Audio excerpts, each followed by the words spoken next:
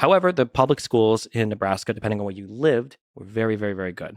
And I opted for a certain district. I bought a house there. I moved there. And then my son was able to go to those schools. And he's been going through those schools. And the difference of availability of like technology, like these kids are taking home iPads in like first grade.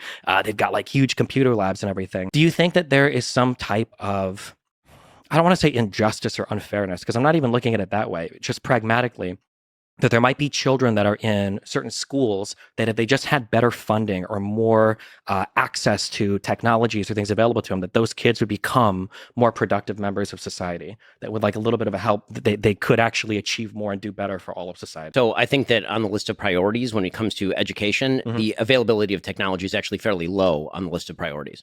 Sure. The two things I've heard are food availability and I think air conditioning, I think are the two biggest ones that I hear, but sure. Well, I mean, the biggest thing in terms of education itself, not just the physical facilities that we're talking about, would actually be two-parent family households. Sure.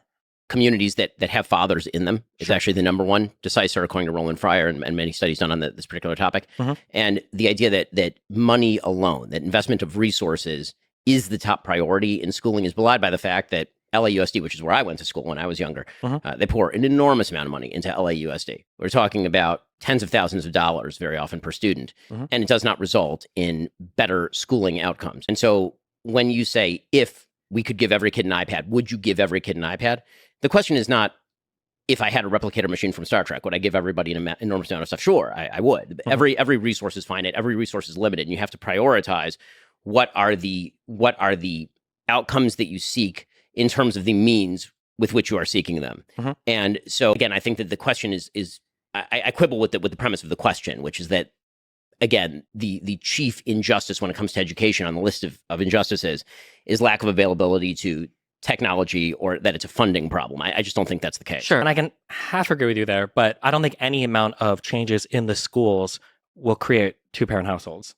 Right, we can't bring it. I totally agree with you. So that's why I think that the fundamental educational problem is not, in fact, a schooling problem. I think that it preexists that. Sure, but then I feel like this is kind of the conservative merry-go-round where it's like, what can we do to help with schools? So two of the things that I've seen, I think, that are usually brought up in research is one is air conditioning, that children in hotter environments just don't learn as well.